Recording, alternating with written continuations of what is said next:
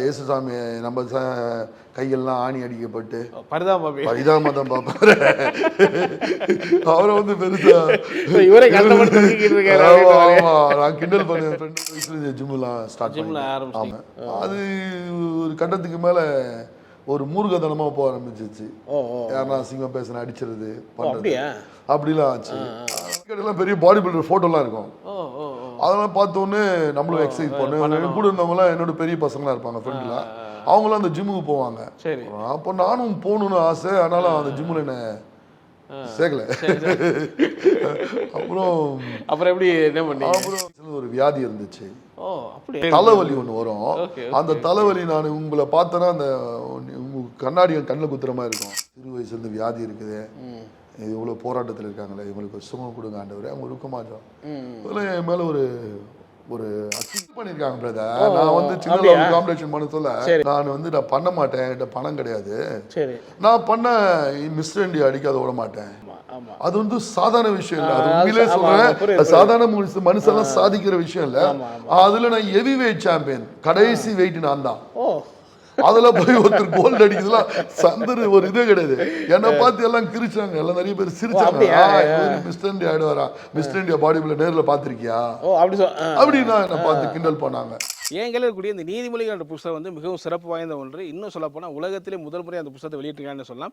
நீதிமொழிகள் 915 வசனங்கள் இருக்குது. இந்த 915 வசனங்களும் பெரியவர் முதல் சிறியவர் வரைக்கும் நன்றாக புரியும் விதத்தில் கையிலே வரையக்கூடிய ஓவியரை கொண்டு கார்ட்டூன்ஸ்லாம் வந்து வரைஞ்சிருக்கிறாங்க. இது பல வருடங்கள் பல லட்சங்கள் செலவு பண்ணி ஜான் அண்ட் ஜாஸ்மின் ஃபேமிலி வந்து உருவாக்கியிருக்காங்க. இது எல்லார் வீட்லேயும் கிடைக்கணும், எல்லா பிள்ளைகளுக்கும் எல்லா பேர பிள்ளைகளுக்கும் இது கிடைக்கணுங்கிற விதத்தில் எந்த விதமான லாபம் நோக்கம் இல்லாமல் வெறும் 150 ரூபாயும் ப்ளஸ் 50 rupees கொரியர் சார்ஜ் மூலமாக இதை வந்து கொடுக்குறாங்க. இந்த புத்தகம் உங்களுக்கு வேணும்னு சொன்னால் அந்த ஸ்க்ரீனில் பார்க்குற நம்பருக்கு கான்டாக்ட் பண்ணுங்கள். டிவி பைபிள் ரிவ்யூ சேனலில் உங்களுடைய சாட்சிகளையும் ஊழிய அனுபவங்களையும் பகிர்ந்து கொள்ள விரும்புனீங்கன்னு சொன்னால் எங்களுடைய வாட்ஸ்அப் நம்பருக்கு கான்டாக்ட் பண்ணுங்கள். அது மட்டும் இல்லாமல் நீங்கள் ஃபாரினில் இருக்கீங்க அப்படின்னா உங்களை ஜூம் ரெக்கார்டிங் எடுக்கிறதுக்கும் நாங்கள் ரெடியாக இருக்கோம். ஸோ நீங்களும் எங்களை கான்டாக்ட் பண்ணலாம். உங்களுடைய வாட்ஸ்அப் நம்பர் 8428196238. இந்த வாட்ஸ்அப் நம்பருக்கு உங்கள் டீட்டெயில்ஸ்லாம் அனுப்புங்க. நிச்சயமாக உங்களுடைய அனுபவங்கள் பலருக்கும் விசுவாசத்தையும் பக்தி விருத்தியும் தூண்டுங்கிறத சந்தேகம் கிடையாது.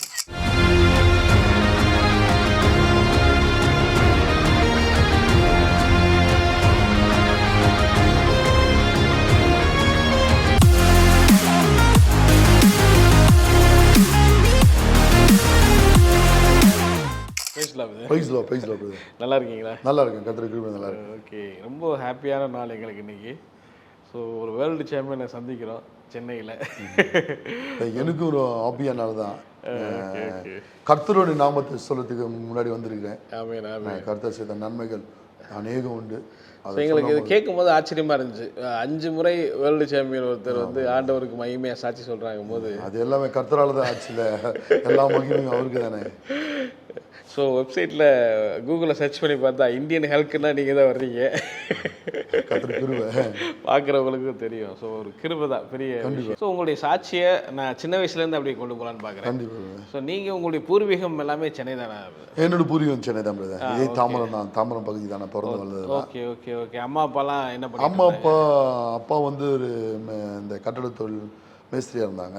அவர் ஒரு குத்து சண்டை வீரர் இருந்தார். அதுக்கு ஃபாதர் குத்து சண்டை வீரர். அதனாலதான் இந்த பாடி பில்டிங்ல சின்ன இந்த ஒரு இன்ட்ரெஸ்ட் வந்ததுன்னு சொல்ல முடியும். ஃபாதர் என்ன ஒரு பாக்ஸர் ஆக்கலாம்னு தான் நினைச்சாங்க.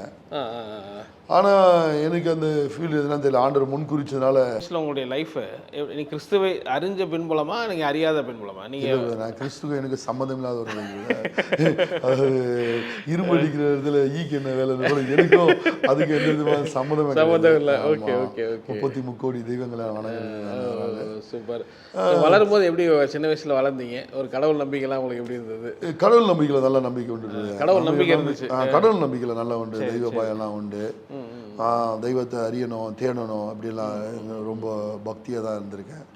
ஆனாலும் பக்தியாக இருந்தாலும் எனக்குள்ள ஒரு நல்ல குணம்லாம் கிடையாது. ஃபாதர் குத்து சண்டை வீரர் வளர்ந்தது சூழ்நிலை ஆகணும்னு அவர் நினைச்சாரு. ஆனா நான் அப்படி எனக்கு அனுமதிக்கல. அதனால நானும் அதுக்கான பயிற்சியெல்லாம் எடுத்தேன், அதுக்கான எல்லாம் முயற்சியெல்லாம் எடுத்தேன். ஆனா காலம் வந்து ஒரு 14 வயசுக்கு அப்புறம் நான் ஜிம் இந்த பயிற்சிக்காக ஸ்டார்ட் பண்ணிட்டேன். பட் எப்படி இருந்தது உங்களுடைய படிப்பு? நாங்க ஆரம்பம் உங்க படிப்புலாம் எப்படி இருந்தது? படிப்புலாம் ரொம்ப கம்மி தான். ரொம்ப நார்மலான. அப்பயே சின்ன வயசுலயே உங்களுக்கு மைண்ட் செட் ஆயிடுச்சு. ஒரு ஸ்போர்ட்ஸ்மேன் ஆகணும்ன்ற ஒரு அந்த தாட் வந்து அதில் வேற சின்ன வயசுல என்னோட ஃபாதர் கொஞ்சம் உடம்பு சரியில்லை ஆயிட்டாங்க. அவரோட நண்பர்லாம் அந்த அந்த எப்பவுமே இந்த எக்ஸசைஸ் பண்றவங்க சரி பண்ணிருந்தவங்க திடீர்னு கெட்ட பழக்கத்துக்கு போனால் அவங்க நிறைய வியாதி வந்துடும். அப்படியே ஆமாம், எந்த ஸ்போர்ட்ஸ்மேனும் புலிவலை பிடிச்ச மாதிரி அது தமிழில் பழமொழி சொன்ன போனால் அந்த ஸ்போர்ட்ஸ்மேனாக இருக்கவங்க அந்த ஸ்போர்ட்ஸில் கரெக்டாக அவங்க அதை ஃபாலோ பண்ணி போனால் தான் நல்லது. அவங்க விட்டுட்டு நான் எதுவும் பண்ணுவேன் அதுவும் செய்வேன் அப்படின்னா கண்டிப்பாக அவங்களுக்கு பிரச்சனை வரும். அது போல் ஃபாதர் ட்ரிங்க்ஸ் பண்ண ஆரம்பிச்சிட்டாங்க. ஆமாம், சடனாக ஒரு ஃப்ரெண்ட்ஸோட சேர்ந்து தண்ணி அடிக்க சரி சரி அப்படியே பிஸ்னஸ் அடிக்ட் ஆகிட்டாங்க. ஆமாம், ஆடிட்டாங்க. ஃபாதர் பிஸ்னஸும் ரொம்ப லாஸ் ஆகிடுச்சு அவங்களுக்கு. ரொம்ப ஏழ்மையான என்னோட படிப்பும் அதனால பெருசா படிக்க முடியல என்னால. பொருளாதார சூழ்நிலை ஆமா, ரொம்ப கஷ்டமாயிடுச்சு. சாப்பாடு கூட கஷ்டம் இல்லைன்னு அந்த மாதிரிலாம் அம்மா அப்பா வேலை செய்யற மாதிரி ஆயிடுச்சு. அப்பா உடம்பு சரியில்லாயிட்டாங்க, அப்பா ட்ரிங்க்ஸ் அடிக்க ஆரம்பிச்சாங்க. அப்புறம் சில வீட்டுல நிறைய பிரச்சனைகள்லாம் நிறைய இருந்துச்சு. அதனால வீட்டு பெரிய பையனால சின்ன வயசுல இந்த கஷ்டங்கள்லாம் பார்த்து வளர்ந்ததுனால ரொம்ப படிக்க முடிஞ்சவங்களுக்கு படிக்க முடியல. வறுமையெல்லாம் சந்திக்க வேண்டியதுச்சு. ஆனாலும் தெய்வமயெல்லாம் இருந்துச்சு, கோயிலெலாம் இருந்துச்சு, எல்லாம் போவோம், எல்லாம் பண்ணாலும் எதுலேயும் ஒரு சமாதானம் இல்லை, சந்தோஷம் கிடையாது. ஒரு படிகளையும் நிறைய கஷ்டப்பட்டு தான் வந்திருக்கோம். அப்பாவும் நல்ல வீரச்சாரமாக இருந்தாங்க. அவங்களும் ரொம்ப அந்த நிலைமைக்கு சொல்ல அவங்க கஷ்டப்பட்ட சொல்ல நம்மளுக்கும் சீக்கிரம் எதனா வேலை பண்ணணும், அப்பா அம்மா அப்படின்னு ஒரு படி நிறுத்திட்டு அப்புறம் வேலை பார்க்க ஆரம்பிச்சிட்டேன். அது கூடவே இந்த எக்ஸசைஸ்லாம் பண்ண ஆரம்பித்தேன். எக்ஸசைஸ் பண்ணணும். 14 வயசுல இந்த ஜிம்லாம் ஸ்டார்ட் பண்ணேன். ஆமாம், அது ஒரு கட்டத்துக்கு மேலே ஒரு மூர்க்கதனமா போக ஆரம்பிச்சிச்சு. யாருன்னா அசிங்கமா பேசுன அடிச்சிருது பண்றது அப்படிலாம் ஆச்சு. அதனால வந்து இந்த பாக்ஸிங் நம்மளுக்கு ஒத்து போட்டு வராது.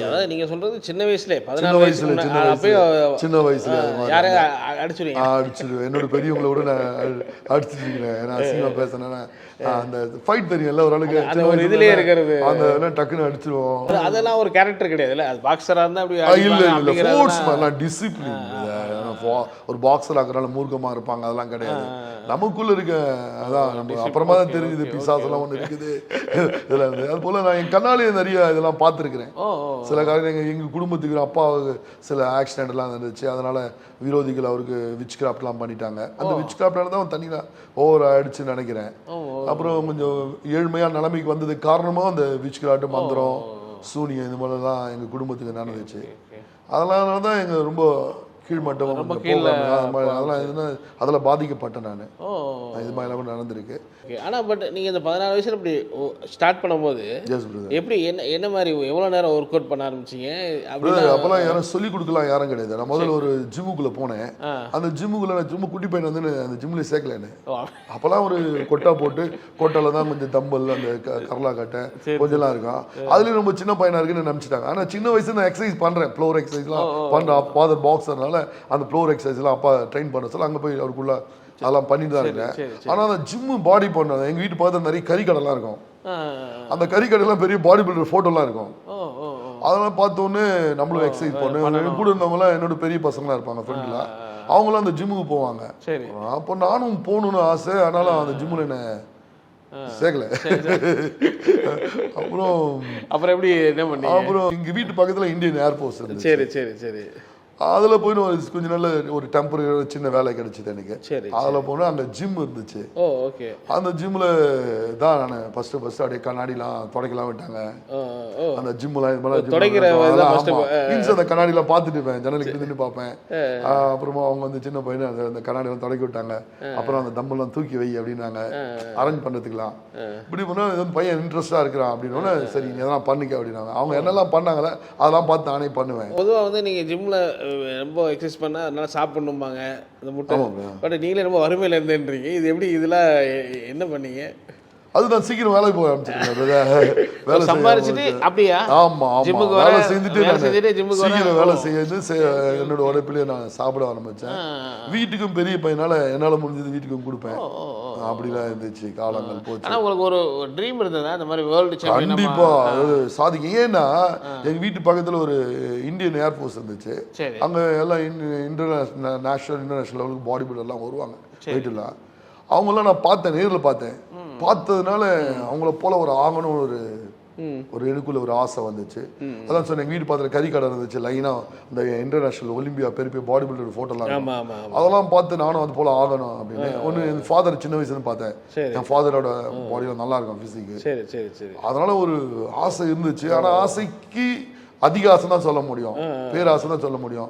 எந்த ஒரு வழியும் கிடையாது.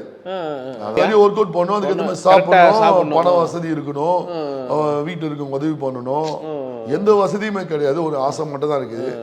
ஆனா அந்த ஆசையை பரலோகம் தான் சந்திச்சு. அதனால அப்போதே ஸ்டார்ட் பண்ணேன். சின்ன லெவல் காம்படிஷன்லாம் பண்ண ஆரம்பிச்சேன். ஒரு 16-17 இயர்ஸ் எல்லாம் வச்சு இந்த தாம்பரம் லெவல்ல மிஸ்டர் தாம்பரம், அப்பயே போகும்போது மிஸ்டர் தாம்பரம் வாங்குவீங்க? ஆமா, மிஸ்டர் தாம்பரம், ஆமா ஆமா, ஃபர்ஸ்ட் பிரைஸ் சின்ன லெவல்ல பண்ணியிருக்கிறேன். ஆனா அப்படியே நீங்க வர்றீங்க. அப்போ உங்களுக்கு கடவுள் நம்பிக்கைலாம் எப்படி இருந்துச்சு அந்த ஸ்டேஜ்ல கேக்குறேன்? அந்த 16 நான் வந்து என்னோட வழக்கத்தின்படி என் குடும்பத்துல அந்த வழிபாட்டுக்கு வந்த மாதிரி அந்த பயம்லாம், தெய்வ பயம்லாம் இருந்துச்சு. கோயிலாம் போவேன், சாமிலாம் கும்பிடுவேன், நல்ல தெய்வ பயம்லாம் எனக்கு இருந்துச்சு. ஆனா எனக்குள்ள இந்த மூர்க்க குணம்லாம் அப்படியே தான் வளர்ந்து தான் போச்சு. எனக்குள்ள ஒரு சுபாவம்லாம் அதெல்லாம் இருந்துதான் இருந்துச்சு. அதுல ஒரு மாற்றமும் கிடையாது, ஜீவியத்துல எந்த ஒரு மாற்றமும் கிடையாது, நல்லதுன்னு சொல்ல ஒண்ணுமே கிடையாது. நீங்க இப்ப 16-17 வயசுலயே இந்த மிஸ்டர் தாம்பரம் இதெல்லாம் வாங்குறீங்க, அதெல்லாம் உங்களுக்கு ஏதாவது வருமானத்தெல்லாம் கொடுத்துச்சா இல்ல ஜஸ்ட் நீங்க? இல்ல, அதெல்லாம் வருமானம், நான் ஃபேஷனுக்காக தான். ஒன்று அந்த இன்ட்ரெஸ்ட் சாதிக்கணும்னு, சாதிக்கிறதுக்கான எந்த ஒரு வழியும் கிடையாது. அடுத்தடுத்து போகணும், வீட்டில் 6 பிள்ளைங்க எப்படி இருப்பாங்க, அது பெரிய பையன், எதனா சம்பாதிக்கணும் பண்ணணும் அப்படின்னு ஒரு தாட்டு, பெரிய ஆள் ஆகணும்னு ஒரு ஆசை இருக்கு. ஆனா எது ஒரு வழியும் கிடையாது. அப்படிதான் லைஃப் அப்படிதான். அதுக்கப்புறம் வேலை பார்த்துட்டே தான் இருந்தீங்களா? அதுக்கப்புறம் சின்ன டெம்பரரியா ஏர்ஃபோர்ஸ்குள்ள வேலை பண்ணிட்டு இருந்தேன். டெம்பரரி ஜாப் தான், ரொம்ப கம்மியானதால. ஆனா அங்க எனக்கு சாப்பாடுக்கு பிரச்சனை கிடையாது. ஜிம்மோட சாவி என்கிட்ட இருக்கும், நான் தான் ஓபன் பண்ணலாம், நானே மூடுற மாதிரி கொடுத்துட்டாங்க. அப்ப பெரிய இது போல பெரிய ஜிம் இருக்கும். அப்போ ஒர்க் அவுட் பண்ணேன். ஆனா யாரும் சொல்லி கொடுக்கல, குருவே கிடையாது. எனக்கு யாருமே இல்லைதான் சொன்னேன். ஒன்லி பார்த்தேன், யாரும் சொல்லிலாம் கொடுக்கல. நல்லா சாப்பிடணும், எக்ஸசைஸ் பண்ணணும், அதாவது வெறிதனமா பண்ணுவேன். இன்னைக்கு எக்ஸசைஸ் பண்ணிட்டு வந்து அடுத்த நாள் அதே கற்பனையிலே இருப்பேன், அந்த கற்பனை உலகத்திலே இருப்பேன், அடுத்த நாள் பண்ணணும் அப்படின்னு. ஆனா சூழ்நிலைகள், வெளியே சிச்சுவேஷன், எனக்கு பக்கத்துல இந்தியன் ஏர்ஃபோர்ஸ் சொன்னேன், டெம்பரரியா ஜாப் போயிருந்தேன். வெளியே ஒரு சிச்சுவேஷன், இந்த ஃப்ரெண்டுங்க, இந்த மூர்க்கமானவங்க, இதெல்லாம் வந்து நம்மளை வேற மாதிரி மாற்றும். ஆனால் எனக்கு அந்த தாட்டெல்லாம் கிடையாது. ஆனாலும் அப்படிலாம் சூழ்நிலை வந்துச்சு, வீட்டோட வறுமை கஷ்டங்கள், அதெல்லாம் பெரிய ஃபோர்ஸ் பண்ண ஆகிறதுக்கான எந்த ஒரு வாய்ப்புமே கிடையாது. அப்போ என்ன நடந்துச்சு? இப்போ நீங்கள் 16 அப்படி வாங்குறீங்க, அப்புறம் உங்கள் லைஃப் என்ன மூவ் ஆகுது? அப்புறம் இந்தியன் ஏர்ஃபோர்ஸில் நீங்கள் பர்மனெண்ட்டான ஒரு ஜாப் வேலை கிடைச்சி 96 வேலை கிடைச்சது. 96, ஓகே. அப்போ உங்களுக்கு என்ன ஏஜ் இருக்கும்? அந்த ஒரு 23 வயசு இருக்கும். 23 வயசு. அங்கேயே இருந்து அப்படியே அங்கே பர்மனெண்ட் வேலை? ஆமாம், பர்மனெண்ட்டான ஒரு ஜாப் எனக்கு கிடைச்சது. ஓகே. அது மூலியமா தான் நான் அடுத்த லெவல் போகலான்னு நினைச்சேன். எனக்கு சின்ன வயசுல ஒரு வியாதி இருந்துச்சு, தலைவலி ஒன்று வரும். அந்த தலைவலி நான் உங்களை பார்த்தேன்னா அந்த கண்ணாடி கண்ணில் குத்துற மாதிரி இருக்கும். ஒரு பைக்கில் பார்த்து ஒரு காரையோ ஒரு பஸ்ஸையோ ஏதோ ஒரு பொருள் கூர்மையான போது என் கண்ணுக்குள்ளே வந்து குத்துற மாதிரி இருக்கும். வலினா அப்படி காலையில் ஸ்டார்ட் ஆச்சு, நைட் வரைக்கும் தூங்குற வரைக்கும் வலி இருக்கும். வலினா அதை தாங்க முடியாது, செத்து போயிடலாம். எத்தனை வருஷம் இருந்துச்சு சின்ன வயசுல? இது சின்ன வயசுல ஸ்டார்ட் ஆகுது. எக்ஸசைஸ் எல்லாம் பண்ணாலும் இதுவே கூட வந்துட்டு இருந்துச்சு. இப்போ திடீர்னு அந்த அப்படி பெயின் வந்துருமா இல்ல வலி பயங்கரமா இருக்கும்? இல்ல டெய்லி வந்துருமா இல்ல டெய்லி இருக்கும். அதோட தான் சஃபர் பண்ணிட்டு இருக்கேன். சில டைம் செத்து போயிடலாம் அப்படின்னு கூட தோணும். அவ்வளவு வலி இருக்கும். இந்த தலை கை வைக்க முடியாது எனக்கு, அவ்வளவு வலி இருக்கும். இந்த இதெல்லாம் குத்தும், அதை யாருக்கிட்ட வர்ணிச்சு சொல்ல முடியாது, அப்படி ஒரு வலி இருக்கும். ஆனா மருத்துவர்கிட்ட போனாலும் சரியாகல. டாக்டர் என்ன சொன்னாங்க? ஒன்றும் இல்லை, சரி டாக்டர்லாம் வந்து சரியாயிடும், நாங்கள் சைனிடிஸ் அதை வந்து அந்த இஎன்டி ஃபெசிலிட்டி போனேன், அதில் அந்த மூக்கில் ஓட்டை போட்டு அதெல்லாம் பண்ணாங்க. எதுலேயும் ஒரு க்யூர் ஆகலை, ஒரு நிரந்தரமான ஒரு தீர்வு இல்லை. சரி, இப்படி நீங்கள் இருக்கிறீங்க. இப்போ மேரேஜ் எப்போ ஆச்சு? இது 98 எனக்கு கல்யாணம் ஆச்சு.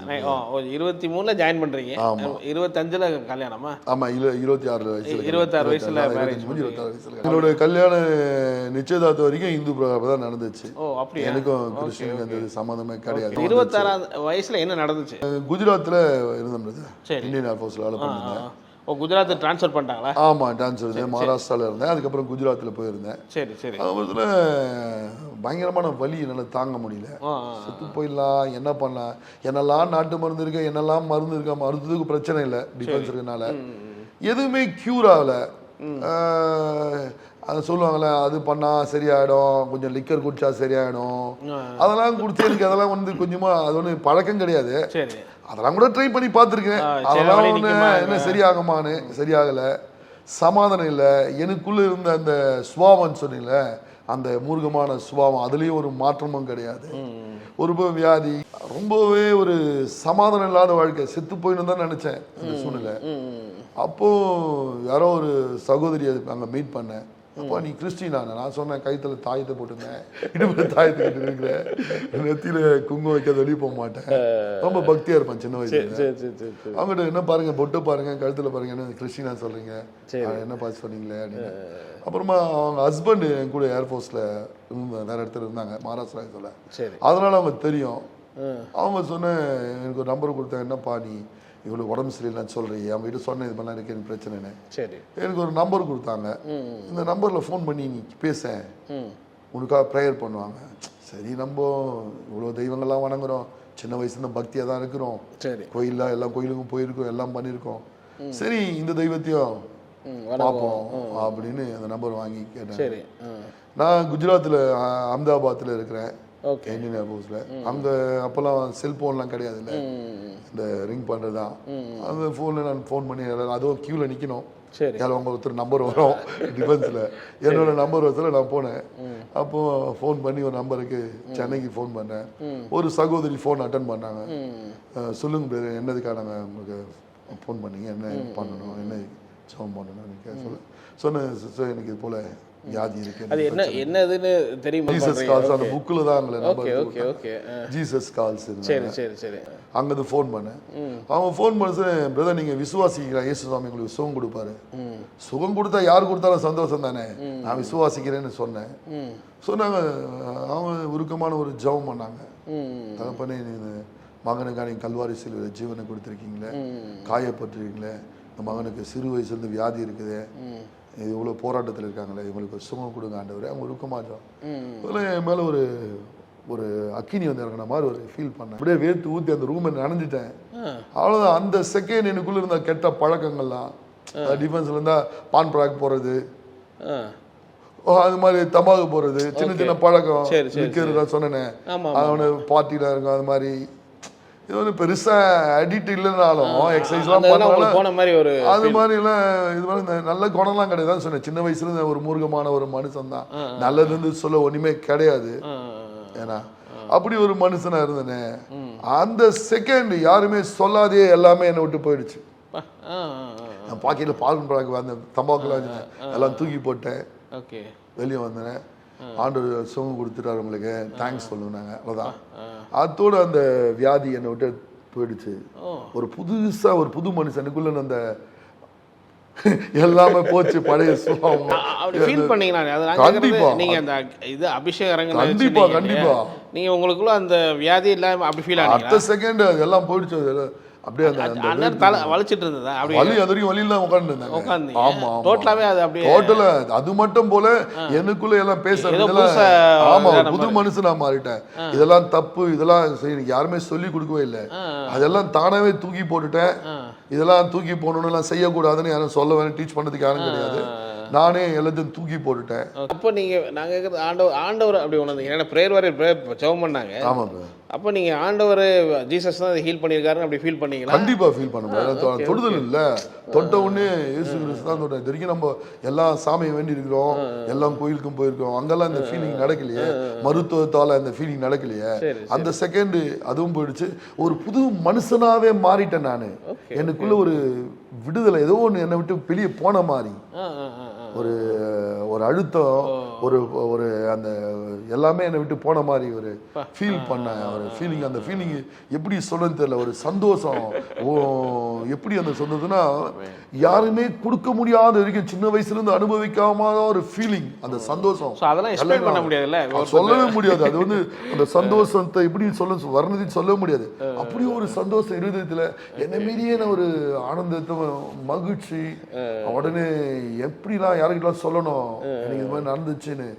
ஆண்டவர் இது மாதிரி இயேசு சாமி எனக்கு சுகம் கொடுத்தாரு, இயேசு சாமி எனக்கு விடுதலை கொடுத்தாரு அப்படின்னு எல்லார்கிட்டையும் சொல்ல ஆரம்பிச்சேன். அதுக்கு முன்னாடி ஏசாமி யாருன்னு தெரியாது. அதுக்கப்புறம் உங்களுடைய அந்த தலைவலி வரவே இல்லையா? அதுக்கப்புறம் இது வரைக்கும் ஒரு நாள் அந்த தலைவலிக்கு எனக்கு சம்மதம் இல்லை. அந்த மனுஷனை செத்து போயிட்டாங்க அந்த ராஜேந்திரன். ஆயிடுச்சுல 25 இயர்ஸ்க்கு ஆயிட்டு. ஆமா, ஓகே 97 பாருங்க. கிட்டத்தட்ட ஒரு 29 வருஷம் ஆயிடுச்சு. அதுக்கப்புறம் அது வரைக்கும் தலைவலியும் கிடையாது, அந்த பழக்கங்களும் எனக்கு சம்மதம் இல்லாத மனிதன் ஆயிட்டேன். அதுக்கப்புறம் தான் நான் வந்து சரி இந்த தெய்வம் யாரு தேட ஆரம்பிச்சேன். சரி சரி சரி. அப்புறமா யாரோ ஒருத்தர் இருந்தார், ஒரு நானராஜன் ஒருத்தர் இருந்தார், கூட ஹெல்ப் பண்ணார். அவர்கிட்ட ஒரு சின்ன நியூ டெஸ்ட்மென்ட் பைபிள் நான் தான் கேட்டு வாங்கினேன். சரி சரி. கேட்டு வாங்கி படிக்க ஆரம்பித்தேன். படிக்க சொல்ல இயேசு சாமியை பற்றி தெரிய ஆரம்பிச்சுது. இப்படிலாம் இருக்குதா, இவர் உண்மையான தேவனா, இன்னைக்கும் ஜீவனோடு இருக்கிறாரா, அவர் மரித்து 3ஆம் நாள் உயிர்த்து இருந்தாரா, அப்போ இந்த தெய்வம் தான் இனி இவரை தான் நம்ம தேடணும் அப்படின்னு படிக்கும் போது புரிஞ்சுதா? ஆமா ஆமா, ஆண்டவர் கொஞ்சமா ரொம்ப புரியலனாலும் புரிஞ்சுது. அப்போ இந்த அப்புறமா ஜீசஸ் கால்ஸ் இந்த மேக்சின்லாம் அதை படிக்க சொல்ல ஆண்டவர் இனி ஜீவனோடு இருக்கிறாரா, இப்படிலாம் அற்புதம் நடக்குதா அப்படின்னு சொல்லி அற்புதம் இருந்துச்சு. அந்த புக்கெல்லாம் படிச்சு இன்னும் என்ன அப்படியே மெய்ப்பிக்கிற மாதிரி ஆயிடுச்சு. இனி நான் இவருக்காக தான் வாழ்வேன், என் வாழ்க்கை இனி ஆண்டவர். சின்ன வயசுல இந்த வியாதியெல்லாம் போச்சு. நமக்குள்ள இருந்த பழைய மனுஷன், மூர்க்கமான மனுஷன், நல்லதுன்னு சொல்ல ஒண்ணுமே இல்லைன்னா சில காலையில சொல்லவே முடியாது, அப்படிலாம் அட்டன் பண்ணியிருக்கிறேன். என் கூட இருக்கலாம் சிலவங்கெல்லாம் அப்படி பண்ணி செத்தே போயிருக்காங்க. ஆனா ஆண்டவர் தாயின் கருவில் உருவாகுன கருவை கண்ட தேவன் போல இது. அதனால தேவன் அந்த மாதிரி காரியங்கள் இருந்து என்னை விலக்கி 26 வயசுல அந்த மிராக்கிள் நடந்துச்சு. Yes brother. அதுக்கு முன்னாடி ஆண்டவர் எங்கேயோ ஒரு இடத்துல கேள்விப்பட்டிருப்பீங்களே ஜீசஸ் பத்திலாம், அப்பெல்லாம் என்ன நினைச்சிட்டு இருந்தீங்க? அப்படிலாம் ஏதாவது ஆண்டவரை பத்தி? அவரை அப்பா அம்மா தான் பார்ப்பேன். அவரை பார்த்தா இயேசு சாமி நம்ம கையெல்லாம் ஆணி அடிக்கப்பட்டு பரிதாபமா தான் பார்ப்பாரு. அவரை வந்து பெருசா இவரே கஷ்டப்பட்டு நான் கிண்டல் பண்ணுவேன், ஃப்ரெண்ட் எல்லாம் கிண்டல் பண்ணுவேன். ஆமா, வாரம் ஃபுல்லா பாவம் சேர்ந்துறீங்க தெரியாது, சும்மா கேள்வி ஆமா என்னடா அப்படின்ற மாதிரி தான் இருக்கும். அப்புறம் வந்து அவர் தான் அண்ட சராசரம் படைத்த இறைவன், இவர் தான் தேவன், இவரை தவிர தெய்வம் இல்லை, இவர் தான் மனுஷனுக்காக தன் ஜீவனை கொடுத்ததுக்காக அவனுக்கு ஜீவனை கொடுத்தாரு. இதெல்லாம் தெரிஞ்சவனு தான் ஐயோ என்னையும் இப்படியே ஒரு பாவி எப்பயோ செத்து போயிருக்கணுமே, ஒருவேளை என் ஃப்ரெண்டுங்கெல்லாம் செத்து போனாங்க, அது போல நான் கூட சான்ஸ் எல்லாம் இருந்திருக்கு. அது மாதிரி யோசிக்கிறீங்க. கண்டிப்பா ரட்சிக்கப்படுறதுன்னு தெரியுது இல்ல, அதெல்லாம் ஆமா வாழ்க்கையில நான் என்ன மட்டும் கார்டனை விலகி பாதுகாத்தேன். இல்லைன்னா எனக்கும் அந்த சம்பவத்துல மாட்டி இருக்கணும், இல்ல நானும் அந்த சம்பவத்துல போய் அவங்களோட ஒன்னா இருந்திருக்கணும். அதுல இருந்து என்ன பாதுகாத்து தற்செயல ஆண்டவர் பாதுகாக்கிறாங்க. அப்பெல்லாம் நினைச்சிடும் தப்பிச்சுட்டா நம்ம வணங்குற தெய்வம்லாம் நம்மளை காப்பாத்துச்சு. ஆனா அதுக்கப்புறம் தான் தெரிஞ்சு ஆண்டவர் ஏசப்பா முன்னாடியே முன்குறித்ததுனால அதெல்லாம் நான் பாதுகாத்துறேன். சில ஆக்ஷன், சின்ன வயசு வியாதிகள், இந்த பிரச்சனைகள், இப்போ பொல்லாத மனிதர்கள், இந்த விச் கிராஃப்ட், மந்திரம். பிரதர் நான் எப்படி சொல்றது தெரியல, என் கண்ணாலே நிறைய ஸ்பிட்டுங்களை பார்த்துருக்கேன் பிரதர் சின்ன வயசுல, தேவனை அறியாத முன்னாடி. அப்படியா? நான் மட்டும் போல, என் கூட எங்க அம்மாவும் பார்த்துருக்காங்க. எங்க அம்மா நானும் ஓடிலாம் இருக்கிறோம் பார்த்து பிசாசை பார்த்து. என்ன மாதிரி எப்படி டிஃப்ரெண்டான சைஸ்ல பிசாசுல பார்த்துருக்கேன் உருவங்க. சின்ன வயசுல? ஆமா சின்ன வயசுல. வீட்டுல பார்த்தீங்களா? என்ன வெளியே பார்த்துருக்கேன் வீட்டுக்கு நிறைய ஸ்பிரிட், ஒரு ஆவிகளோட சைஸ் எல்லாம் பார்த்துருக்கேன். எப்படி கருப்பு உருவமா? அப்படி இல்ல கருப்பா சில உருவம் கருப்பா இருக்கும், இதெல்லாம் சொன்னா எப்படி நம்புவாங்கன்னு தெரியாது. இதெல்லாம் நான் பார்த்துருக்கிறேன், உடம்பு சிலது ஆயிருக்கிறேன், என்ன தெத்திட்டுலாம் வந்திருக்குது. ஓ அப்படியா? வீட்டு பக்கத்துல ஒருத்தர் சின்னி ஜெயராஜன், அவரு சிஎஸ்ஐ சர்ச். சரி சரி சரி. நம்மளுக்கு தெரியாது. அப்பதான் அவரு என்ன, நான் சைக்கிள் எங்கிட்ட ஒரு பார்க் ஒன்று இருக்கும், அங்க நான் சைக்கிள ஓட்டிட்டு போறேன் நைட்டு ஒரு 12 மணிக்கு வேலை முடிச்சுட்டு வர சொல்ல. சரி. அது பின்னாடி ஏழு நின்று மட்டும் ஒரு குரல் மட்டும் கேட்குது. அது சம்திங் ராங் மட்டும் தெரிஞ்சிச்சு எனக்கு. அது திரும்பி பார்த்தா யாரும் இல்லையா? ஆமா யாரும் இல்ல. ஆனா சைக்கிள் நல்லா வேகமா போட்டுறேன், அந்த ஸ்பிரிட் என்ன பின்னாடி தெத்திட்டு வந்துச்சு. எங்க பின்னாடி வீட்டுல ஒரு சின்னி ஜெயராஜன், அவர் தண்ணிலாம் அடிச்சுட்டு கொஞ்சம் அந்த டைம்ல எங்க வீட்டு பின்னாடி அந்த இதெல்லாம் இந்த ஒரு மாதிரி ரவுடி போல அவரு, அவரு காலை பிடிச்சது வெளியே தூக்கி போட்டுச்சு பிரதர். அவங்க வீட்டுல வந்து வெளியே. ஆமா அதெல்லாம் சம்பவம் அப்படிலாம் உண்மையா நடந்திருக்குது. வெளியே போட்டுச்சுன்னா நீங்க பறக்குறாரு அப்படி? ஆமா, காலை பிடிச்சி வெளியே போட்டுருக்கு. ஆனா என்ன ஒன்றும் பண்ணல. அதான் அப்படிலாம் ஸ்பிரிட்டை பார்த்துருக்கேன். டிஃப்ரெண்டான உருவங்களை பார்த்துருக்கேன். பிசாசுல போஸ்ட் கம்மான் சைஸ்ல கருத்தான உருவம், இப்படிலாம் நிறைய உருவம். அதான் பிசாசு எல்லாம் பயமுறுத்தி அப்படியே சாகடிச்சோன்னு சின்ன வயசுல ஏன் பண்ணியிருக்கான்னு நினைக்கிறேன். சில டைம் வியாதி ஆயிருக்கு நான் ஒரு டைம் அது போல ஆயிட்டு. ஆனா காட் கிரேஸ் அதுல தப்பிச்சுக்கப்பட்டிருக்கேன். சரி சரி சரி சரி. இதெல்லாம் சம்பவம் நடந்திருக்கு. இதெல்லாம் உண்மையானா உண்மை. அது இப்பெல்லாம் தெரியுது. ஏசாமி வந்ததுக்கு அப்புறம் தான் இன்னைக்கு பல விதத்தை பாக்குறேன். ஆனா அதுக்கெல்லாம் தெரியாத முன்னே நான் இதெல்லாம் பார்த்துட்டேன். ஆனாலும் ஏதோ ஒரு பாதுகாப்பு இருந்து அதெல்லாம் பாதுகாக்கப்பட்டுட்டேன். இது நான் மட்டும் பார்க்கல, எங்க வீட்டுல இருக்க எங்க அம்மாவும் பார்த்துட்டாங்க. சூழ்நிலை அது மாதிரிலாம் நடந்திருக்குது இதெல்லாம் சின்ன வயசுல. அது அந்த மாதிரிலாம் பார்த்துருக்கீங்க. இப்போ 26 அந்த ரசிக்கப்படுறீங்க, அப்புறம் மேகசின்லாம் வாசிக்கிறீங்க, ஏசு சொல்லிக்கிறாரு, அப்புறம் சர்ச்சுக்கெல்லாம் போறீங்களா? போஸ்டிங் வந்துச்சு, மகாராஷ்டிரா போஸ்டிங் வந்து. சரி. அங்கே ஒரு தமிழ் சர்ச் ஒன்று கிடைச்சது. அப்போ அங்கே தான் கொஞ்சம் அங்கே அப்படியே. அப்போ நீங்கள் சர்ச்சுக்கு போய் இதில் ப்ரேயர்லாம் பண்ண ஆரம்பிக்கும் போது ஆண்டவருடைய சத்தத்தெல்லாம் அப்படிலாம் கேட்குறப்ப அது வந்ததா? எப்படி இருந்துச்சு உங்களுக்கு அந்த அனுபவம்? ஒரு நாளைக்கு ஒரு புதுசாக இருக்கும் பிரதர். அந்த அனுபவத்தை எப்படி சொன்னால், அவரோட அன்பு எப்படின்னா, தாய் தகப்பன் அன்பை பார்க்கிலும் ஒரு மேலான ஒரு அன்பு, அப்படி ஒரு அன்பை நான் ருசிக்க ஆரம்பித்தேன். ஒவ்வொரு நாளும் அந்த அனுபவத்துக்கு அப்புறம், அந்த வியாதியில் சுகம் கொடுத்ததுக்கப்புறம் ஒவ்வொரு நாளும் அவரோட ஃபீல் பண்ண ஆரம்பித்தேன். எதெல்லாம் கேட்குறமோ அதுக்கெல்லாம் பதில் கிடைக்க ஆரம்பிச்சது. எப்படியாவது ஒரு பதில், யார் மூலியமான ஒரு பதில் வர ஆரம்பிச்சது. நிறைய காரியங்கள் வாழ்க்கையில அடுத்தடுத்து சம்பவங்கள்லாம் செய்ய. இங்க திருமணம் வந்து உங்க என்கேஜ்மெண்ட் ஆயிருந்துச்சு. ஆமா. அப்ப மேரேஜ் சொன்னீங்களா? அதுக்கப்புறம் நான் ஒய்ஃபுக்கு சொன்னேன், இது போல நான் ஏசாமிக்கு நான் எழுதி விட்டு எனக்கு சுகம் கொடுத்துட்டாரு. சரி. எனக்குள்ள இருக்கிற பழக்கம் அவங்களுக்கு தெரியும். அப்போ அவங்க கிட்ட சொன்ன உடனே அவங்களும் ரொம்ப சந்தோஷப்பட்டாங்க. அதுக்கப்புறம் நாங்கள் 2 பேரும் போயிட்டு அவங்களும் அந்த டைம்ல அவங்க வீட்டு பார்த்துட்டு ஏதோ சர்ச் இருந்தது. அவங்களும் அப்பதான் லைட்டா இதை பத்திலாம் கேட்க ஆரம்பிச்சிருக்காங்க. அவங்களும் சந்தோஷமா. ஆமா, அதெல்லாம். அப்புறம் 2 பேரும் போயிட்டு ஒரு சர்ச்சில் போயிட்டு நாங்கள் கிறிஸ்டின் ஆகிதான் நாங்கள் 2 பேரும் ஆண்டை எடுத்துக்கணும் அப்படின்னு 2 பேரும் போயிட்டு ஒரே நாள் போய் ஞானஸ்தானம் எடுத்தோம். அப்படி நாங்கள் தான் போனோம். போயிட்டு ஒரு சர்ச்சை பிடிச்சி ஒரு அதுக்கப்புறமா எங்க எதிர்ப்பு தான். எனக்கு எங்க அப்பா வந்து கேட்டாரு, என்னடா பணம் எனக்கு கொடுத்துறாங்க கிறிஸ்டின் ஆகிறதுக்கு. சொன்னேன், புது மனிதனா மாறி இருக்கிறேன், எனக்கு வியாதியெல்லாம் மாறிச்சு. அப்புறம் அதுக்கப்புறம் அவர் பார்த்தார். அவருக்கு தெரியல, அப்பாவுக்கு தெரியல நான் எப்படியான ஒரு முருகமான ஒரு மனுஷன், கோபமான ஒரு மனுஷன், நல்ல ஒரு வாழ்க்கையில சேஞ்சை பார்த்தோன்னே உண்மையிலே இயேசுசாமி அவனை தொட்டாரு. அவரு மறிக்கிறதுக்கு முன்னாடி இயேசுசாமி பத்தி சொல்லி, அவரு கேன்சர் பேஷண்ட், அதை சொன்னேன். தமிழ்நாடு லாஸ்ட்ல நான் என்னோட தம்பியும் ஆர்மியில் வேலைக்கு சேர்ந்துருந்தான். சரி சரி. அவங்களாம் ரட்சிக்க போகல. ஆனால் அவருக்கு மிலிட்ரி ஹாஸ்பிட்டலாக அட்மிட் ஆனால் முடியாதுன்னு அனுப்பிச்சிட்டாங்க. அந்த டைமில் அவர் ஆண்டவர் பற்றி என் ஒய்ஃபு சொல்ல ஆரம்பிச்சாங்க. சொல்லணும்னா அவருக்கு சின்ன வயசில் இதெல்லாம் கேட்டதெல்லாம் அதெல்லாம் அவருக்கு முன்னாடி கண்ணுக்கு முன்னாடி வந்து அப்பாவுக்கு. ஆமாம், அவர் ஆண்டவர் ஞானஸ்தானம் எடுக்கல, ஆனாலும் இயேசுசாமியும் தான் என தேவன் அவர் அறிஞ்சிட்டாரு. சரி. அது போல ஒரு வாழ்க்கையில் நடந்திருக்கு. அந்த மாதிரி. அதுக்கப்புறம் உங்க லைஃப்ல என்ன மாற்றம்? இயேசுசாமி இந்த ஃபோர்ஸ்ல ஆண்டவர்கிட்ட ஜெபிக்க சொல்ல எனக்கு யாரும் குருவே கிடையாது சொன்னேன். ஆமா ஆமா. அப்புறம் குருவே அவரே மாறிட்டாரு. அப்போ ஒவ்வொரு காரியத்துக்கு முழங்கால் போட்டு இதுதான் உலக சாம்பியனா இருக்குன்னா இன்னைக்கு இயேசுசாமியால தான் உலக சாம்பியனா இருக்கு. ஒவ்வொரு காரியத்தை நான் ஆண்டவர்கிட்ட கேட்க சொல்ல அதுக்கு நான் யாருக்கும் ட்ரெயின் பண்ண போவேன். அவங்க கிட்ட நிறைய விஷயம் நம்ம கிட்ட கேட்டு போறேன்னா அதெல்லாம் வரும். நான் பைபிள் படிக்க சொல்ல ஆண்டவரே எனக்கு கற்றுக் கொடுன்னா அதுதான் நீங்க வந்து என்கிட்ட பேசுங்க, வசனத்தை பேசுங்க. அப்புறமா நான் பாடி பில்டிங் எது தேவையான எதை கேட்பனும், எனக்கு என்ன தேவையோ அதை என்ன நீங்க பேசுவீங்க. இப்படிலாம் என்கிட்ட நிறைய ஆண்டவர் பேச ஆரம்பிச்சேன். நான் முழங்கால போட்டு எதை நான் போய் கேட்டுட்டு போறேனோ அது எனக்கு ஆண்டவர் எனக்கு நடந்திருக்கு வாழ்க்கையில. இப்படிதான் நான் இன்னைக்கு எல்லாருக்கிட்டும் ஓப்பனாக சொல்லுவேன், எனக்கு குருவே கிடையாது. ஆனா எங்கெல்லாம் காலை வச்சு நாங்கள் தான் நான் நம்பர் 1 இருந்திருக்கேன். நான் ஏர்ஃபோர்ஸ்ல இருந்து நான் தான் நம்பர் 1. சர்வீசஸ் நாங்கள் நேவி, ஏர்ஃபோர்ஸ், ஆர்மி இதெல்லாம் நம்பர் 1 நான் தான். Number 1 champion of champion. எவ்வளவு பேர் சாம்பியன் 10 கேட்டகரி இருக்கும், வெயிட் கேட்டகரி. அதுல எல்லாத்துக்கும் ஒரு ஆளு செலக்ஷன் பண்ணி அவன் தான் சாம்பியன் ஆஃப் சாம்பியன் போயிருக்கோம். அதுல நான் தான் சாம்பியன் ஆஃப் சாம்பியன் வந்திருக்கேன். அது இந்தியாவிலேயும் அது போல சாம்பியன் ஆஃப் சாம்பியன். அதனால இந்தியன் 26 வயசுக்கு அப்புறம் தானே ரட்சிக்கப்பட்ட இயேசுசாமி. அது வரைக்கும் அதான் வியாதியோட போறோம். அப்புறம் எங்க நம்ம பெருசா பண்ண முடியாது. இயேசுசாமி தெரிஞ்சதுக்கு அப்புறம் அந்த வளர்ச்சி வந்துச்சு.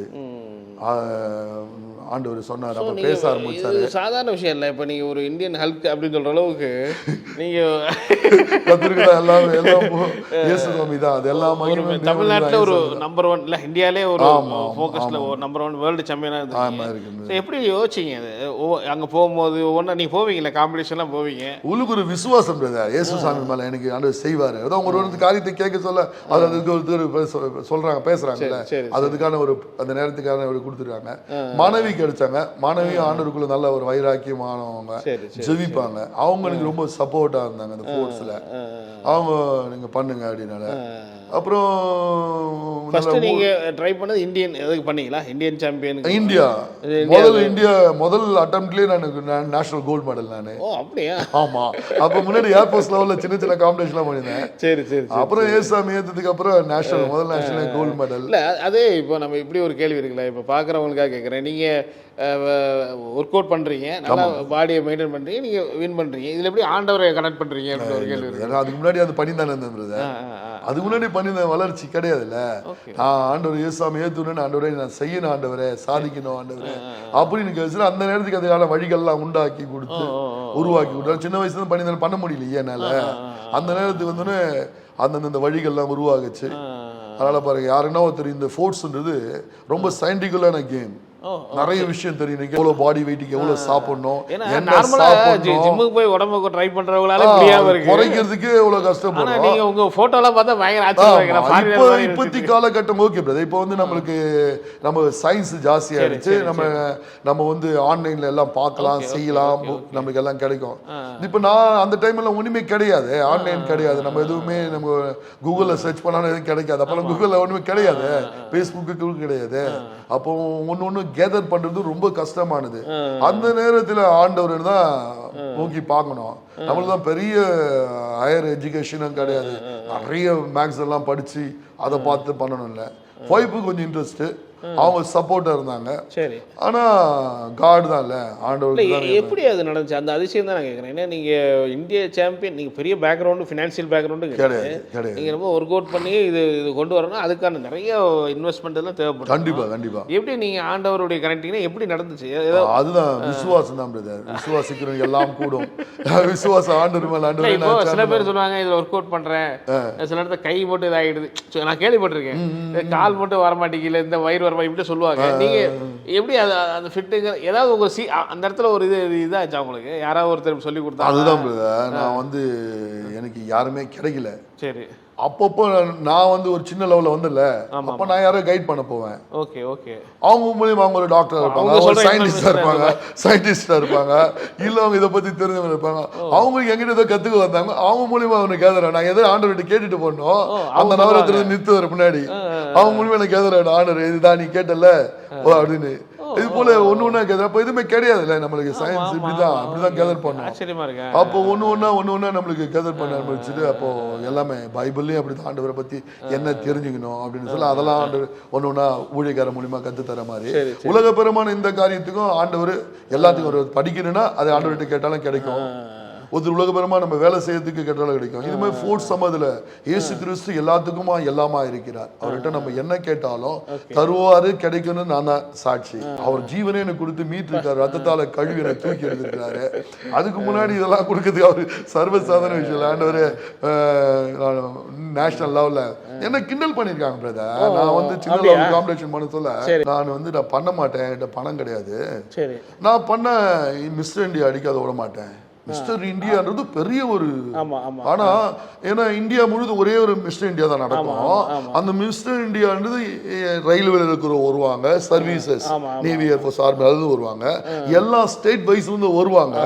அதுல ஒருத்தர் அவங்க தான் மிஸ்டர் இந்தியா. அது வந்து சாதாரண விஷயம் இல்ல, அது உண்மையிலே சொல்றேன், சாதாரண மனுஷெல்லாம் சாதிக்கிற விஷயம் இல்ல. அதுல நான் ஹெவி வெயிட் சாம்பியன், கடைசி வெயிட் நான் தான். அதுல போய் ஒருத்தர் கோல்டு அடிக்கிறதுலாம் சந்தர் ஒரு இதே கிடையாது. என்னை பார்த்து எல்லாம் கிரிச்சாங்க, எல்லாம் நிறைய பேர் சிரிச்சாங்க. மிஸ்டர் இந்தியா ஆயிடுவாரா, மிஸ்டர் இந்தியா பாடி பில்டர் நேரில் பாத்திருக்கியா அப்படின்னா என்ன பார்த்து கிண்டல் பண்ணாங்க.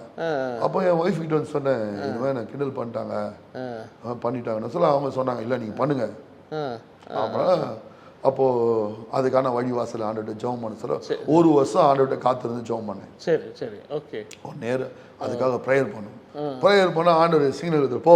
அப்போது ராஜஸ்தானில் போஸ்டிங் இருக்கிறேன். அவர் காம்படிஷன் பார்க்க போனேன். பார்க்கறது அந்த ஸ்டேட் லெவல் காம்படிஷன். சரி போனேன். அதில் போயிட்டு ஃபர்ஸ்ட் ப்ரைஸ் எடுத்துட்டு போனோடனே ஃபர்ஸ்ட் ப்ரைஸ் ஆண்டவர் பாருங்க. அதுக்கப்புறம் ஏர்போர்ட்ஸில் அடுத்த லெவலுக்கு போகிற மாதிரி பேப்பர்லாம் வந்தோன்னா அவங்க போட்டு என்ன ஆச்சு அது போலன்னா அது போல ஏர்ஃபோர்ஸ் லெவலில் போயிட்டு அந்த டீமில் மெயின் டீமில் என்ன சேர்த்துட்டாங்க. ஏர்ஃபோர்ஸ் லெவல் மெயின் டீமில் டெல்லியில் இருந்துச்சு. டெல்லியில் போனோன்னே அங்கே போனோன்னே எல்லாத்துலேயும் பெரிய பெரிய பாடி பில்டிங் ஒரு கேட்டகரியில் இருப்பாங்க. சரி நம்ம வசதி இல்லாத போயிருக்கிறோம். அதில் போய் அவங்களை பீட் பண்ணது சாதாரண விஷயமே கிடையாது. சரி ஆனா காட் கிரேஸ் அங்க போய் அதுக்குன்னு ஒரு பெரிய ஒர்க் அவுட் பண்ணி டைரக்ட் ரெக்ரூட்மெண்ட் பண்ணிருக்காங்க. ஒரு நேஷனல் லெவல் சாம்பியன் ஆகணும் தான் அவங்க ரெக்ரூட்மெண்ட் பண்ணி அந்த ஃபோர்ஸ்க்காக அப்பாயின்மெண்ட் பண்ணிருக்காங்க. இப்போ என் சன்னோ வந்து ரயில்வேல ஃபோர்ஸ் அப்பாயின்மெண்ட் தான்.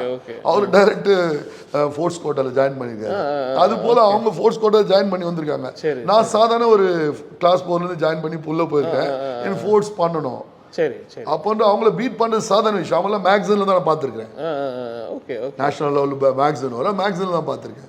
அவங்கள போய் வின் பண்ணதுல சாதாரண விஷயம் இல்லை. சாதாரண ஒரு மனுஷனுக்கு அவரை காரியம் பார்த்தவரோட அங்கே நீங்கள் பயந்தீங்களா மனசில் தோணுச்சு? ஆமாம் அவங்களாம் பார்த்தோன்னே எல்லாம் என்ன பார்த்து நீங்கள் யாரை பீட் பண்ணுவேன். இவங்க யாருன்னா ஒருத்தர் பீட் பண்ணா அந்த மெயின் டீமில் சர்வீசஸ் டீமில் போக முடியும். சரி சரி சர்வீசஸ் டீமில் நேவி ஏர்ஃபோர்ஸ் ஆர்மியில் ஒரு 12 பேர் செலக்ஷன் பண்ணி எடுப்பாங்க. அந்த டீம்ல போனதான் நேஷனல் வந்து விளையாட முடியும். ஆமா ஆமா ஆமா அதுக்கும் முழங்கால் போட்டு ஜெபம் பண்ணேன். ஏன்னா கிண்டல் பண்ண மத்தியில கேள்வி பண்ண மத்தியில மிஸ்டர் இந்தியா பார்த்திருக்கியானோன்னு அந்த இவங்க கூட மிஸ்டர் இந்தியா பண்றவங்க கூட போயிட்டேன். இங்க கிண்டல் பண்ணோன்னு பண்ணணும்னு சொல்லி பண்ணோன்னு அந்த அந்த லெவல்ல இருந்து தாண்டி அந்த மிஸ்டர் இந்தியா பண்றவங்க லெவலுக்கு போய் அவங்க கூட போயிட்டேன். இப்போ அவங்களாம் பண்றவங்க இருக்கிறாங்க. என்கிட்ட அந்த வசதி கிடையாது. அதுக்கும் ஜெபம் பண்ணோம். ஆண்டவர் அதுக்கான வழிகளை திறந்து கொடுத்தாரு. அது அந்த பார்ட் டைம் ஜாப்லாம் போவேன். எங்கே போனேன் டெல்லியில் போனேன். ஒரு பார்ட் டைம் ஜாப்லாம் போவேன். ஈவினிங் நேரத்தில் வேற ஜிம்ல போய் ட்ரைனிங். அங்கே போனால் அங்கே தான் நிறைய விஷயம்லாம் கேதர் ஆயிடுச்சு. அடுத்த நாள் நம்பிக்கை ஜெயிக்கணும் கண்டிப்பா அப்படின்னு ஒரு நம்பிக்கை. ஆனா அந்த நம்பிக்கை அந்த விசுவாசம் ஆண்டவர் மேல விசுவாசம் இருந்துச்சு. இது வரைக்கும் ஒன்றுமே இல்லாத இடத்துல ஒன்றுமே இல்லை, வழியே கிடையாது. அங்கேருந்து தூக்கிட்டு வந்து ஒரு ஏர்ஃபோர்ஸ் லெவலில் நம்பர் 1 ஆகியிருக்காரு, சர்வீஸ் லெவலில் நம்பர் 1 ஆகியிருக்காரு. அதுக்கப்புறம் நேஷனல் கொண்டு போயிடுறாரு. ஆனால் ஆண்டவர் அவரை நம்புறபடியாக முதல் நேஷனல்லையே கோல்டு மெடல் அனௌன்ஸ் பண்ணும்போது எப்படி இருந்தது உங்களுக்கு? அது எப்படி சொல்றது அதை வர்ணிக்க முடியல. தேங்க் காட் ஆண்டவர் தான் நன்றி சொன்னேன். அது நான் செய்யல. அதாவது நான் பண்ணிட்டு இருந்தா பரவாயில்ல. எல்லாமே ஒருத்தர் பின்னாடி இருந்து கைட் பண்ணே இருக்காரு. ஒருத்தர் நீ இப்படி பண்ணு அப்படி பண்ணுன்னு. எனக்கு குரு இல்லை உண்மைதான். எனக்கு இது வரைக்கும் யாருக்கும் குரு கிடையாது. இன்னைக்கு நிறைய பேருக்கு நான் குரு ஆயிட்டேன். நிறைய பேர் என் சன் வரைக்கும் எனக்கு வேலை சாம்பியன். ஆனா எனக்கு கைட் பண்ணது ஆண்டவரே கைட் பண்ணாரு. இதெல்லாம் இப்படி போ இப்படி பண்ணு இப்படி பண்ணுன்னு.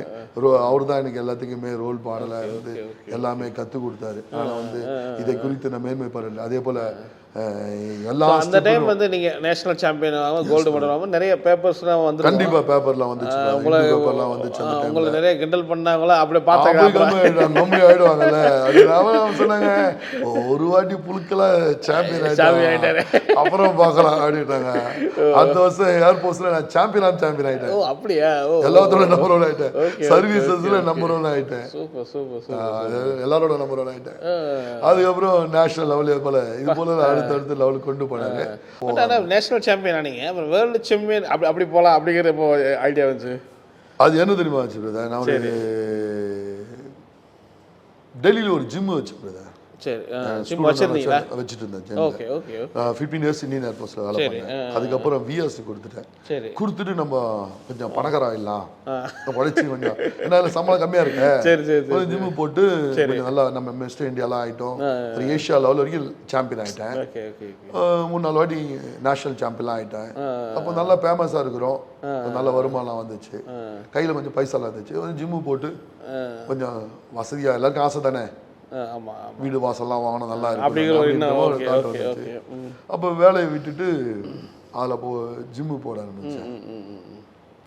ஜிம்மு போட்டு அதில் நிறைய பிரச்சனைங்க வந்துச்சு. ஓ அப்படியா? எக்ஸ்பெக்ட் பண்ண மாதிரி இல்லை. பெரிய ஆள் ஆகணும், ஜிம்மு வேர்ல்டு சாம்பியன் ஆகணும்லாம் நினச்சி பண்ணேன். அந்த ஜிம்மில் நிறைய பேர் வந்தாங்க, என்னோட ஸ்டூடெண்ட்லாம் இன்னைக்கு எம்பி இருக்கிறாங்க. நீங்கள் தான் நேஷனல் சாம்பியனாக இருக்கீங்க. நிறைய பெரிய பெரிய ஆள்லாம் வருவாங்க. பெரிய ஆளுக்குலாம் நான் இன்னைக்கு எங்கிட்ட ஸ்டூடெண்ட் இருந்தாங்களே, பெரிய பிக்சர் ஆக்டராக இருக்காங்க நார்த் இந்தியாவில். ஒரு எம்பி லெவலில் இருக்கிறாங்க கட்சிகளை, பேர் சொல்ல விரும்பல. அது மாதிரிலாம் பெரிய பெரிய போஸ்ட்லாம் இருக்காங்க. ஆனால் அங்கே பக்கத்தில் ஜிம் வச்சுக்கிறவங்களாம் எங்கேதோ ஒரு சவுத் இந்தியன் வந்து இங்கே ஜிம்மு போட்டு பெரிய ஆளாக இருக்கான் அப்படின்னு இவனை மந்திரம் பண்ணி சாவடிச்சோம், இல்லைன்னா கொண்டு சாவடிச்சோம், இப்படிலாம் எதிர்ப்புலாம் வந்து நிறைய லாஸ்லாம் ஆச்சு. ஆனாலும் ஆண்டவர் கைவிடலை. அந்த வேர்ல்டு சாம்பியன் ஆகணும் அந்த கஷ்டத்து நடுவுலையும் ஒய்ஃபு ரொம்ப சப்போர்ட்டாக இருந்தாங்க. சரி, வேர்ல்டு சாம்பியன் போகிறேன், யூரோப் போகிறேன், ஹங்கேரி நடந்துச்சு, புத்தாபிஸ் ஹங்கேரியில் முதல் வேர்ல்டு சாம்பியன் கோல்டு மெடல். அது முடிச்சுட்டு வந்தோடனே ஆண்டு 2 எந்த வருஷம்? 2013. ஓகே. ஆண்டவர் என்ன சொன்னார்? சொன்னார், என் மகனே உனக்கு கொடுத்த ஞானம் என்ன பாருங்க. இப்போ நான் சொன்னேன் இவ்வளோ நான் அதை பற்றி பேசுனேன், அதை பற்றி நான் பேசலை. உனக்கு கொடுத்த ஞானம் என்னுடையது, உனக்கு கொடுத்த அபிஷேகம் என்னுடையது, இதை குறித்து மேன்மை பாராட்டாதே, நீ மேன்மை பாராட்டாதே அப்படின்னு சொன்னாரு. அப்போ ரட்சிக்கப்பட்டு சொன்னேன், உன்னை அநேக ஜாதிகளுக்காக நான் தெரிந்து கொண்டேன் அப்படின்னாரு. அப்போ நான் யார்கிட்டையும் பேச மாட்டேன் அப்பெல்லாம். அப்போ அநேக ஜாதி நம்மகிட்ட ஒண்ணுமே இல்லையே. அப்போ ஃபோர்ஸ்மேன் கூட பெரிய ஃபோர்ஸ்மேன் கிடையாது, ஒன்றும் கிடையாது. நம்மகிட்ட இருக்குது நல்லதுன்னு சொல்றது ஒண்ணுமே கிடையாது. ஏதோ சின்ன லெவலில் ஏதோ பண்ணிட்டு இருக்கோம், ஏதோ பண்றோம். ஆனா அதெல்லாம் பேசினாரு, நிறைய விஷயங்களான வார்த்தைகள் பேசினாரு. அதெல்லாம் இன்னைக்கு உங்ககிட்ட பேசுறேனே, இதெல்லாம் தான் அந்த வார்த்தையில அந்த சொன்ன வார்த்தை நீ நிறைவேறுது. ஆண்டவர் சொன்னதுல அவர் உண்மை உள்ள தேவனா இருந்தாரு. உன்னை அநேக ஜாதிகள் மட்டும் கொண்டு போவேன், அநேக ஜாதிகளை தெரிந்து கொண்டேன்னாரு. அநேக ஜாதி மூலியமா இன்னைக்கு எல்லாரும் தெரியும். ராஜேந்திர மணினா இன்னைக்கு இந்தியா முழுதும் தெரியுது மிஸ்டர் வேர்ல்டுனா. அதனால 2019 வரைக்கும் வாங்கியிருக்கீங்களா வேர்ல்டு சாம்பியனை? 2022 வரைக்கும் நடுவில் விட்டு வாங்கிக்கிறேன். 2022 last world champion. So world சாம்பியன்றது நம்ம ஒரு ஃபேமிலி ஒரு அர்னால்டுனா அந்த மாதிரி ஒரு அது மாதிரி. ஆமாம், தமிழ்நாட்டில் முதல் வேர்ல்டு சாம்பியன் ஆனது தான். எல்லாம் அவ்வளோ கிண்டல் பண்ண மத்தியில், யாருமே குரு இல்லாத மத்தியில் இயேசு சாமியை ஏற்றுக்கொண்டா ஃபோர்ட்ஸ் மட்டும் கிடையாது, வாழ்க்கையில் படிப்பாக இருக்கலாம், அது வேலையாக இருக்கலாம், எதுவாக இருந்தாலும் எல்லாத்துக்குமே ஒரு உண்மையாக அவரை தேடி உண்மையாக இது பண்ணால் கண்டிப்பாக அதில் ஒரு உதவி செய்வது நிச்சயம் உறுதி. அதில் ஒரு மாற்றமும் கிடையாது. அது என் வாழ்க்கையில் நடந்தது இயேசு சாமி தான் முழுக்க முழுக்க. ஒருத்தர் குரு இல்லாத எப்படி பண்ண முடியும் பிரதர்? ஒருத்தர் டீச் பண்ண முடியாது, எப்படி நீங்கள் நேஷனல் சாம்பியன் ஆக முடியும்? அதுவும் ஹெவி வெயிட் சாம்பியன், எவ்வளோ சயின்ஸ் இது. ரொம்ப இதை பற்றினா ரொம்ப விஷயம் தெரிஞ்சிருக்கணும். இப்படி சாப்பிடணும், இப்படி இருக்கணும்னு பைபிளில் சொன்ன அழிந்து போகிற உலக பொருட்களை தங்களை ஆசை இச்சைகள்லாம் இப்போ ரொம்ப ஒழுக்கத்தோடு இருக்கணும்னு பவுல் அடிக்க சொல்லுவாங்க. அதை பற்றி அதுபோல் இது ரொம்ப ஒழுக்கமாக இருக்கணும். அவங்க தான் டிசிப்ளினாக தான் இருக்கணும். இப்படி தான் சாப்பிடணும், இப்படி தான் விதிமுறைகள்லாம் இருக்குது. அதெல்லாம் ஒன்றா கற்றுக் கொடுத்து ஆண்டவர் ஒரு விஷயம் அந்த நேரத்தை சொன்னேன் சிச்சுவேஷன், அந்த நேரத்துக்கு காலத்தை ஆண்டவர் கற்றுக் கொடுக்க வச்சார். இன்னைக்கு அந்த லெவலுக்கு உலக சாம்பியன் ஆகிறதுக்கு, இந்தியா சாம்பியன் ஆகிறது பெரிய விஷயம். அது எப்படின்னா இந்தியாவில் இருக்கவங்க எல்லாம் ஒரே பெட்டேஷன் இருக்கும் பாடி பில்டிங். அதில் இந்தியா இருக்கவங்க எல்லாம் அதில் வந்து வந்துட்டு அதில் ஒரு ஆள் சயின்ஸ் பண்ணுவாங்க. அவங்க தான் மிஸ்டர் இந்தியா சாம்பியன்.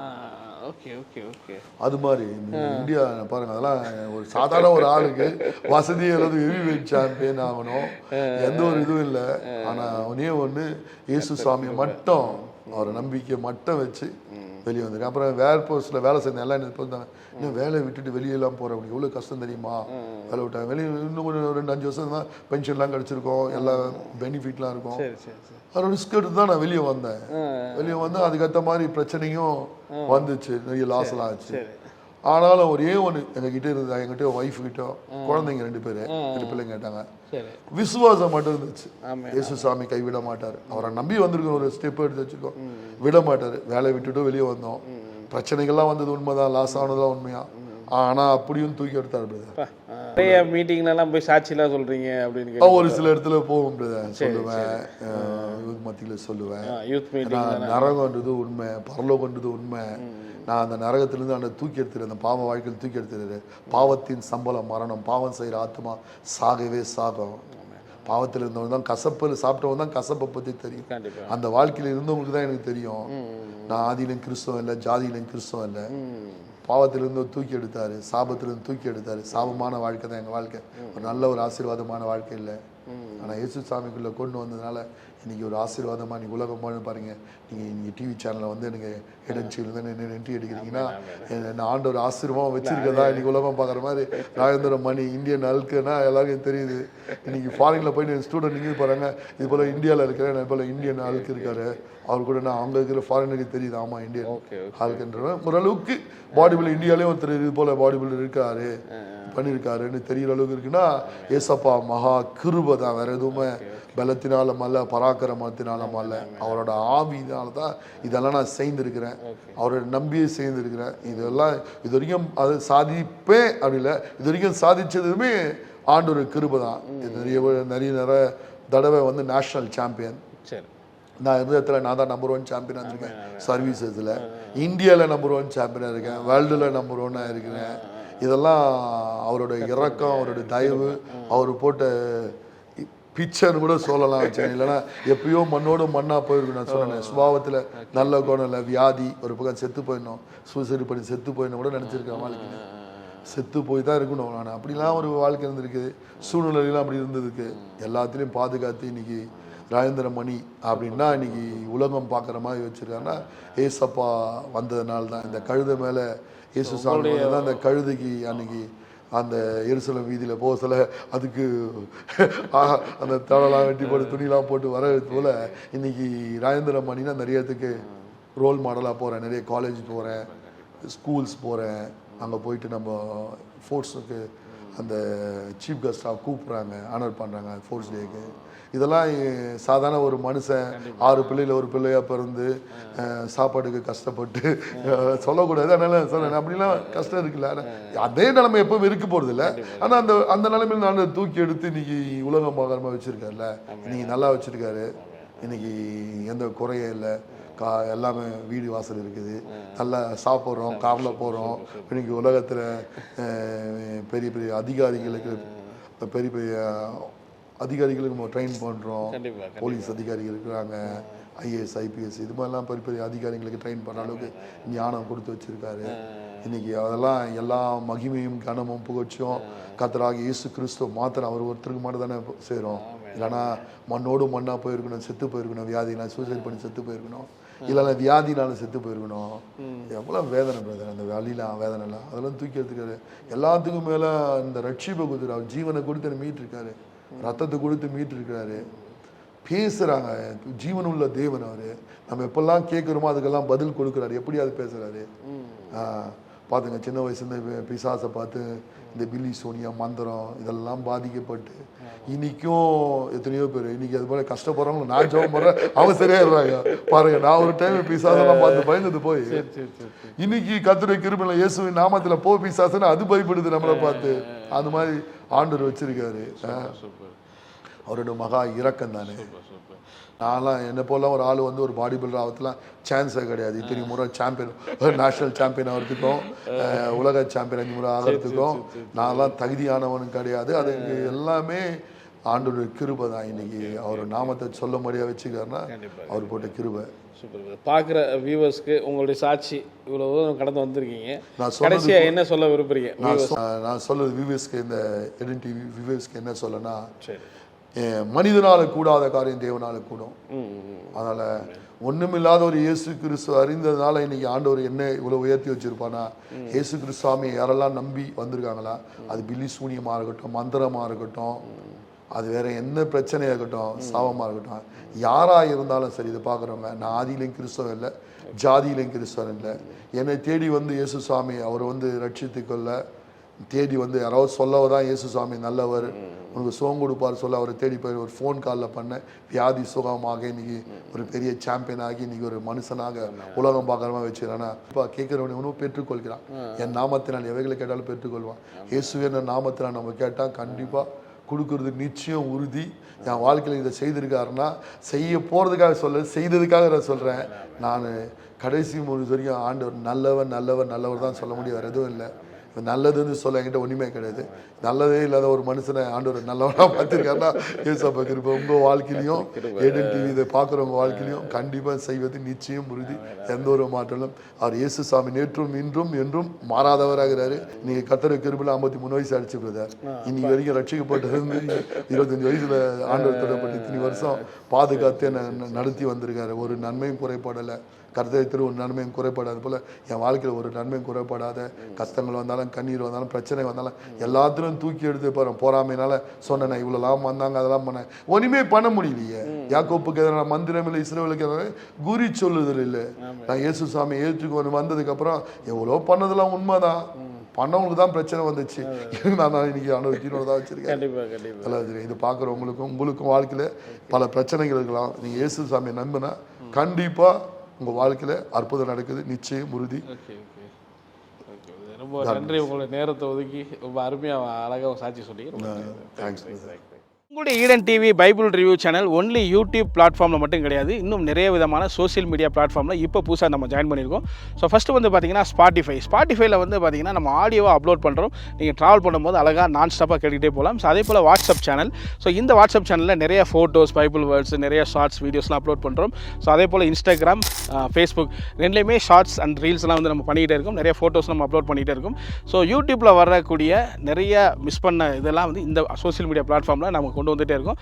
ஸோ இந்த சோஷியல் மீடியா பிளாட்ஃபார்மில் நீங்கள் ஃபாலோ பண்ணணும் அப்படின்னா கீழே இருக்க வீடியோ டிஸ்கிரிப்ஷனில் ஒவ்வொரு சேனலுக்கான லிங்க் கொடுத்துருப்போம், அதன் மூலமாக நீங்கள் ஃபாலோ பண்ணிக்கலாம். ஸோ அதே போல் ஒவ்வொரு வீடியோ கீழே உள்ள கமெண்ட் செக்ஷனில் ஃபஸ்ட்டு நம்ம கமெண்ட்டை பின் பண்ணியிருப்போம், அந்த வீடியோ லிங்க் மூலமாகவும் நீங்கள் ஃபாலோ பண்ணிக்கலாம். God plus.